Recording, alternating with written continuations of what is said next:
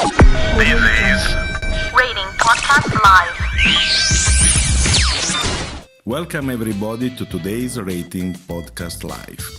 Today's guest joining us is Valentina. Why don't you introduce yourself? I'm Valentina. I'm the producer, director, editor, and promoter of the music video One Last Song. Other than that, I'm also Blake Reyes' representative, meaning I'm in charge of his professional life and sometimes even personal. By the way, Valentina, congratulations on your success on working with Blake. Why don't you talk about why you are here? Well, thank you so much, Dean. For today's podcast and this episode, I'm going to be talking about how the music video One Last Song represents the social issue of alcoholism, what leads to it, and what happens after. I'll start by talking about how I used and/or challenged different conventions. Conventions are basically a set of rules that artists follow in creating a product, so it makes sense for viewers to expect them in products they consume.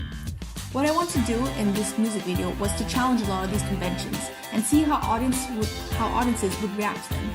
I believe that when people see something different, they become curious and tend to appreciate it more. This is why my music video is very different from others.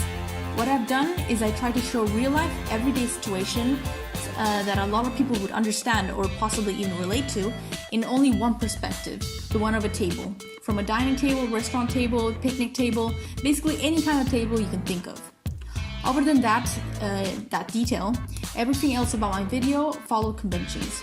The music video was a combination of conceptual, experimental, and narrative styles. It took me a while to think about the story I would want to tell, but after having chosen the song to use, which was One Last Song, I realized it was going to be a dramatic love story between a girl and a boy. Basically, the two grow up together, fall in love, all those sappy love stories, but the twist is that the guy starts drinking and it ends up ruining his marriage and being his downfall and ending up alone.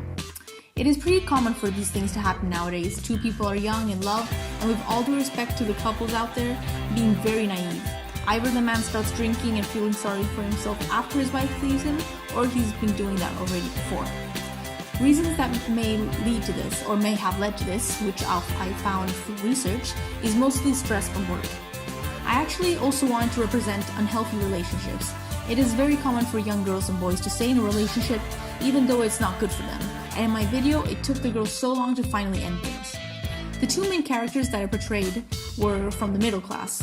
In the first scenes of the music video, you can see that the children are in school and they're wearing a uniform.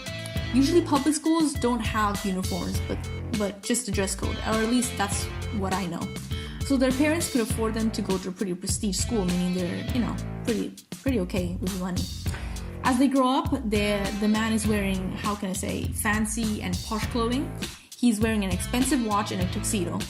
The lower classes normally don't go for extravagant things, or they just simply can't afford it.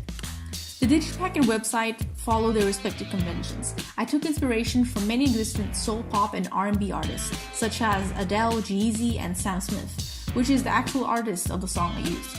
I kept everything simple by using a black and white color palette, and the Digipack was in black and white, like Adele and Sam Smith's album.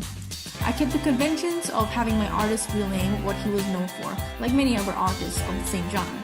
It's not like he's a rapper and needs a name like Lil Pump, Lil Uzi Vert, or any other rapper with Lil in front of the name.